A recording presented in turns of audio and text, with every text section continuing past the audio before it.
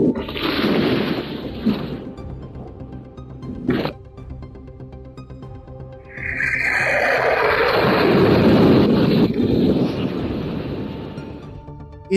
যুক্তরাষ্ট্রের পারমাণবিক স্থাপনাগুলোর উপর বিমান হামলার পর সৌদি আরব এক বিবৃতিতে সব পক্ষকে সংযমের আহ্বান জানিয়েছে। আজ রোববার সৌদি পররাষ্ট্র মন্ত্রণালয়ের বিবৃতিতে বলা হয়, ইসলামী প্রজাতন্ত্র ইরানের সাম্প্রতিক পরিস্থিতি, বিশেষ করে যুক্তরাষ্ট্রের দ্বারা ইরানের পারমাণবিক স্থাপনাগুলোকে টার্গেট করা, সৌদি আরব গভীর উদ্বেগের সঙ্গে পর্যবেক্ষণ করছে।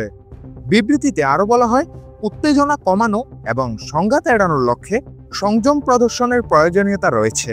একই সঙ্গে আন্তর্জাতিক সম্প্রদায়কে রাজনৈতিক সমাধানে পৌঁছানোর জন্য তাদের প্রচেষ্টা জোরদার করার আহ্বান জানানো হয়। ইরানের 3টি পারমাণবিক স্থাপনায় আজ রোববার সকালে সরাসরি হামলা চালিয়েছে যুক্তরাষ্ট্র। মার্কিন প্রেসিডেন্ট ডোনাল্ড ট্রাম্প তার নিজের সামাজিক যোগাযোগ মাধ্যমের প্ল্যাটফর্ম ট্রুথ সোশ্যালে দেওয়া এক পোস্টে নিজেই এই হামলার খবর জানান। পোস্টে ট্রাম্প লিখেছেন, ফোর্দো, নাতানজ ও ইস্পাহান পারমাণবিক কেন্দ্রে সফলভাবে হামলা সম্পন্ন হয়েছে। বর্তমানে হামলায় অংশ নেওয়া সব বিমান ইরানের আকাশসীমার বাইরে রয়েছে। সফল অভিযানের জন্য মার্কিন যোদ্ধাদের অভিনন্দন। বিশ্বের আর কোনো সেনাবাহিনী এমন অভিযান চালাতে পারত না। এখন শান্তির সময়। ওই হামলা এখনও অব্যাহত রয়েছে। জবাবে ইসরায়েলে পাল্টা হামলা চালাচ্ছে ইরানও। আজ 10ম দিন গড়ালো ইসরায়েল ইরান সংঘাত।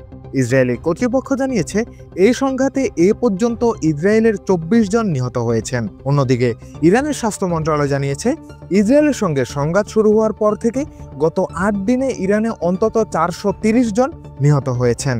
এ সময় আহত হয়েছেন কমপক্ষে 3500 মানুষ।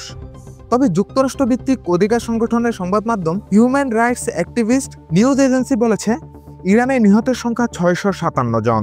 শারিয়া তৌসিফ, দৈনিক সমাচার।